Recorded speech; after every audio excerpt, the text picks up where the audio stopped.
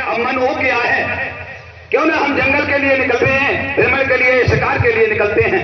वो राजा अपने कुछ सैनिकों के साथ जब जंगल के लिए निकलते हैं शिकार करने के लिए, तो वहां पर दूर जंगल में निकलने के बाद में वहां क्या उन्होंने देखा कि वहां पर 3 लोग आपस में झगड़ रहे थे। जंगल में 3 लोग आपस में झगड़ रहे थे।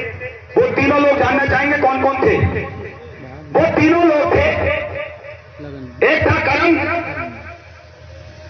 करम कह रहा था कि जिस व्यक्ति के साथ में मैं नहीं हूं वो व्यक्ति अपने पूरे जीवन में कुछ नहीं कर सकता। एक था भाग्य।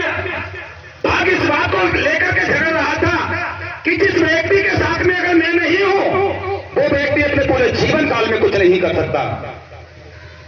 और वहीं पर तीसरी बुद्धि थी, वो इस बात को लेकर के झगड़ रही थी कि जिस इंसान के साथ में अगर मैं नहीं हूं वो व्यक्ति भी जीवन में कुछ भी नहीं कर सकता। ये तीनों लोग आपस में झगड़ रहे थे, कर्म, भाग्य और बुद्धि। तीनों लोग आपस में झगड़ा कर रहे थे और झगड़ा इस बात को लेकर के हो रहा था कि मैं सबसे बड़ा हूं, मैं सबसे बड़ा हूं और मैं सबसे श्रेष्ठ हूं। तीनों में आपस में झगड़ा हो रहा था। झगड़ते झगड़ते जब काफी समय हो गया और उनके इस झगड़े को राजा दूर खड़े होकर के देख रहे थे, और जैसे ही उनको झगड़ते झगड़ते उन तीनों की दृष्टि जैसे ही राजा पर पड़ी, जैसे ही राजा पर पड़ी तो वो तीनों ही लोग त्राहिमाम करके राजा के पास पहुंचे और उनके पैरों में गिर पड़े और कहने लगे कि राजा साहब आप हमारा न्याय कीजिए, राजा साहब आप हमारा न्याय कीजिए। राजा कहने लगे भाई मैं आपका न्याय कैसे कर सकता हूं? कौन हो आप लोग? उन तीनों ने अपना अपना परिचय दिया, कर्म, भाग्य, बुद्धि। राजा ने पूछा आप लोगों को झगड़ा किस बात का है? उन तीनों ने जवाब दिया कि हम तीनों का कहना यह है कि हम इनसे बड़े और हम इनसे बड़े और हम इनसे बड़े हैं।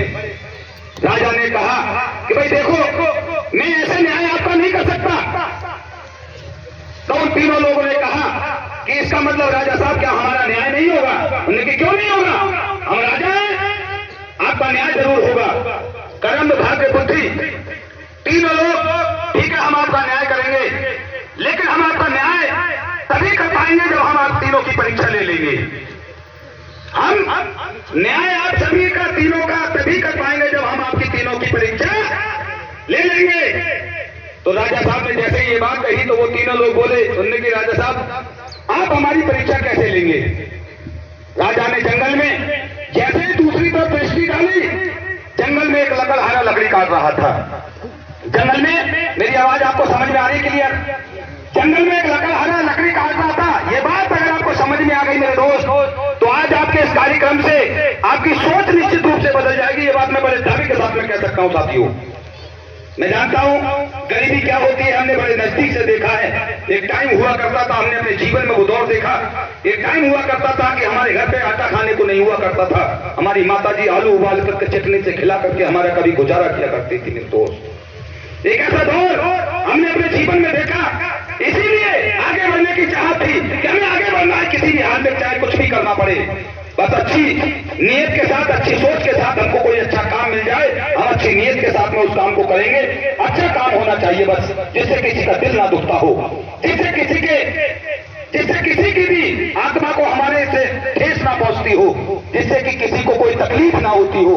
बस ऐसा कोई काम हमें कुदरत दे दे। तो साथियों वो तीनों लोग से राजा ने कहा कि भाई आप तीनों लोगों का मैं न्याय कर सकता हूं। जो लकड़हारा जंगल में लकड़ी काट रहा है, आप तीनों लोगों को एक एक करके तीनों को 7-7 दिन का अवसर दिया जाएगा। जो लकड़हारे की आर्थिक स्थिति पहले से और मजबूत कर देगा वो सर्वश्रेष्ठ होगा। राजा ने क्या सही कहा गलत कहा? राजा ने सही कहा कि जो लकड़हारे की आर्थिक स्थिति पहले से अच्छी कर देगा, मजबूत कर देगा, वो सर्वश्रेष्ठ होगा। लेकिन ठीक है साहब, राजा ने आदेश दिया, लेकिन ठीक है भाई, सबसे पहले कर्म तुम्हारा नंबर आता है।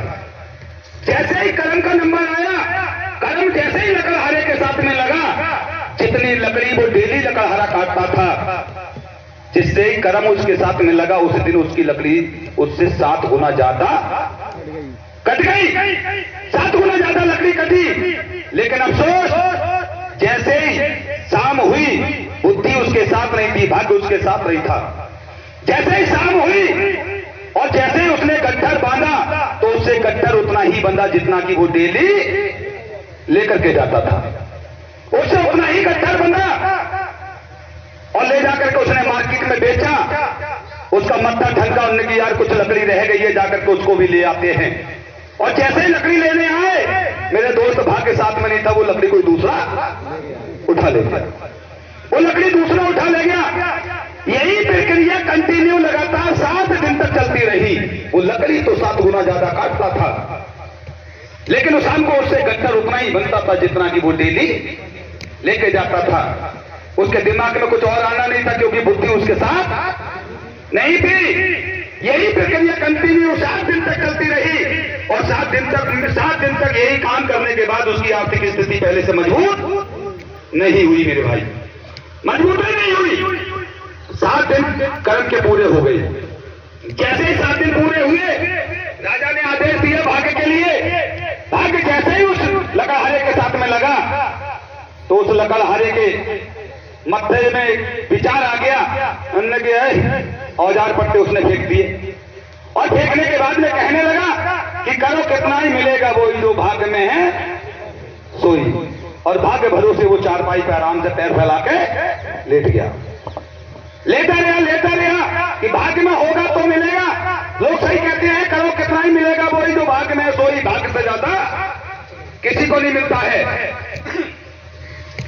जैसे धीरे धीरे करके उसके भाग्य के एक एक करके 7 दिन पूरे हो गए। जैसे ही 7 दिन पूरे होने को हो गए, तभी उसके क्या हुआ, भाग्य जैसे ही हटा और बुद्धि जैसे ही उसके साथ लगी, उसके दिमाग में विचार तरह से आ गया। अन्य की अरे मर गए यार, ऐसे तो हमारे बच्चे भी बेसहारा हो जाएंगे, ऐसे तो हम भी भूख के मारे अल्लाह को भगवान को प्यारे हो जाएंगे, भाई गुरु को प्यारे हो जाएंगे। अन्य की जाते तो भैया जो काम हम पहले कर रहे थे भाई करना शुरू कर दें।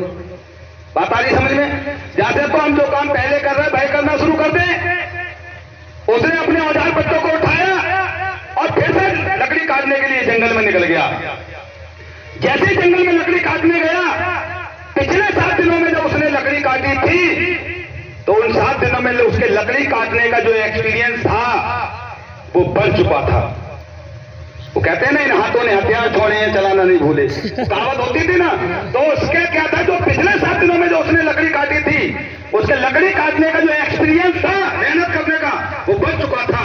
उसने लकड़ी काटी, फिर लकड़ी उसकी 7 गुना कट गई।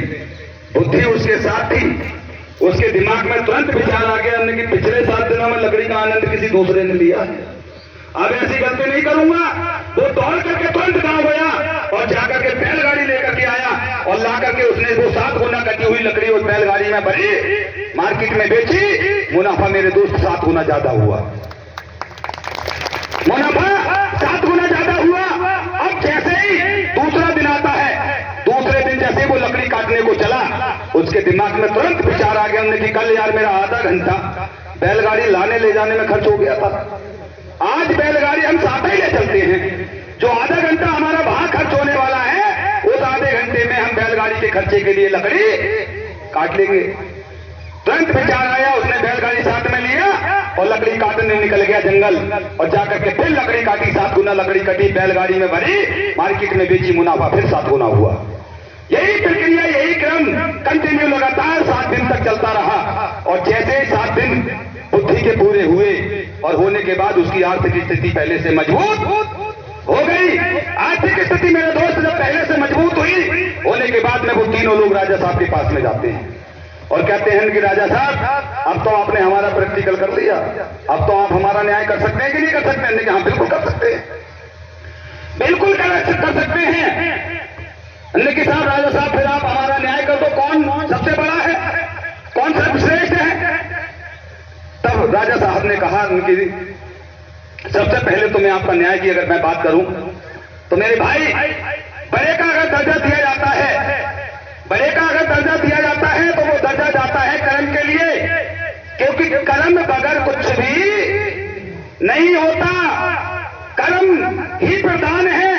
लेकिन अगर सर्वश्रेष्ठ अगर दर्जा किसी को दिया जाता है तो वो दर्जा दिया जाता है बुद्धि को।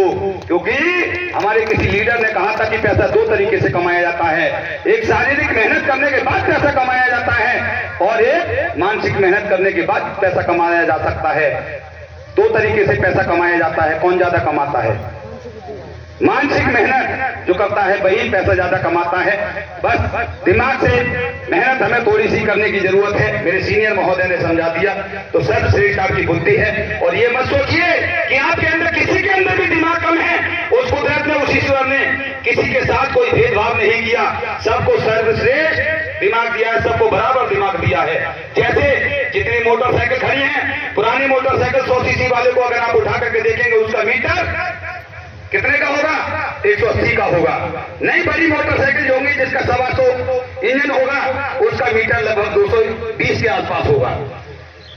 अब मीटर गाड़ियों का सेम है लेकिन चलाने वाले लोग अलग अलग हैं। वो आपकी अपनी कैपेसिटी की बात है कि आप मोटरसाइकिल को 60 पे चला के कंट्रोल करते हैं और आप मोटरसाइकिल पे 80 पे चला के कंट्रोल करते हैं। आप ही में से कुछ लोग ऐसे होंगे जो मोटरसाइकिल को 110 पे चला करके भी कंट्रोल कर लेते हैं। मेरे भाई मोटरसाइकिल तो वही है, मोटरसाइकिल तो वही है। कुदरत ने दिमाग सबको दिया।